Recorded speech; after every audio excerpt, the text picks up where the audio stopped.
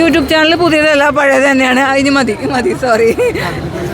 എന്തു പറയാ, എല്ലാവരും ഫോളോ ചെയ്യണം, സബ്സ്ക്രൈബ് ചെയ്യണം, ബെല്ലൈക്കൺ പ്രസ് ചെയ്യണം. എൻ്റെ ചാനലിൻ്റെ കേട്ടോ, രഹന ഫാത്തിമ.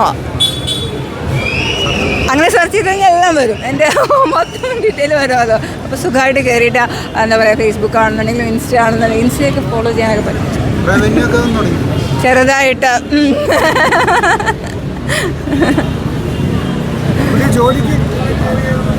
ഇല്ല, മനുഷ്യന്മാർ ആരും ജോലി തരുന്നില്ല എന്നൊക്കെ.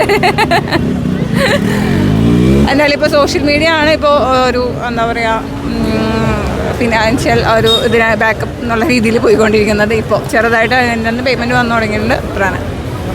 എറണാകുളത്ത് തന്നെ. അപ്പോൾ ശരിയല്ലോ മതിയുടെ മക്കളെ, ഞാൻ